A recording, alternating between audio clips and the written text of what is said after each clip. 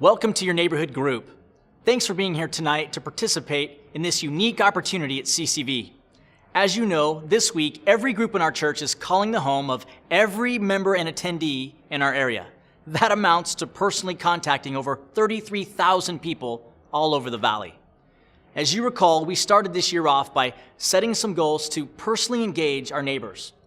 Obviously, this is a pretty bold way to do just that.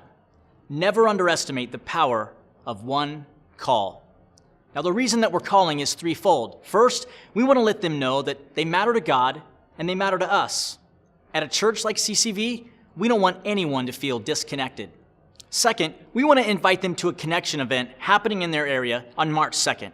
Now, this is a Sunday afternoon. It's just going to be a great time to get people together. So plan a barbecue or a movie night, something that you can do to intentionally engage with your neighbors.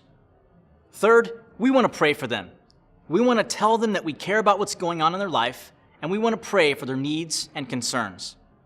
Imagine how awesome it will be for people all over the valley to know that there's a group of their neighbors nearby that are simply saying, "You're not alone," that we're here to share life's adventure with them.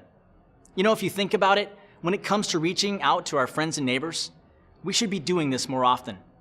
In the church, in God's family, we ought to be setting the standard by how we care for and communicate with one another. Here are some suggestions for tonight's calling. Now, your group leader also has some instructions that will help, but I encourage you to, first of all, spread out.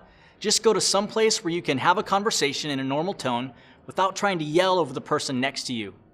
Secondly, call all the people on your list.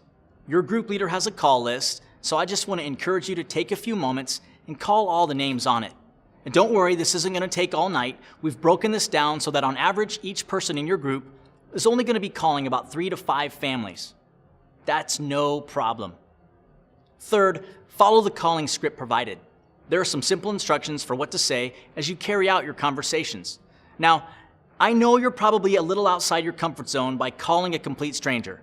But remember, we all share something in common, CCV.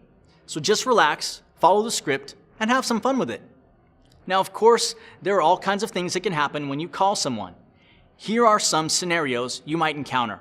First, the best case scenario is the simple conversation.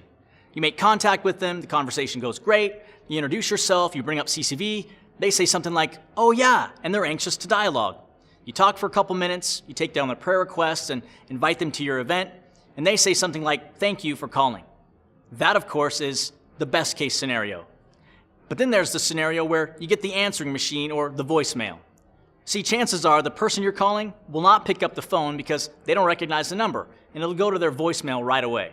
In that case, go ahead and refer to the calling script provided and do your best to leave them a detailed message. If you don't get a hold of them, I would encourage you to follow up with them in the days following your initial call. You see, it's easy to call someone once or just leave a message, but let's do our best to go the extra mile when it comes to engaging our neighbors. You can call them later on in the week, and we've also included some cards in your group packets. You may want to write a quick note to someone on your list and just drop it at their front door and say something like, "Hey, sorry that I missed you. Thanks for being a part of CCV. Leave your name and your number." You see, this is just a small way that we can make a personal connection in a largely impersonal world.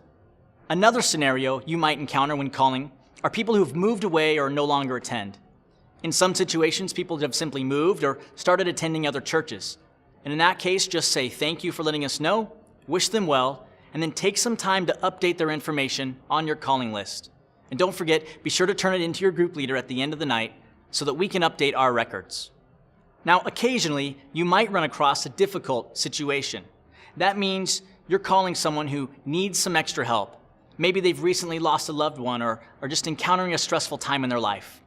In that case, please take a moment and tell them that you sympathize with their situation and offer to pray with them right then. And then encourage them to call their neighborhood pastor by calling the church.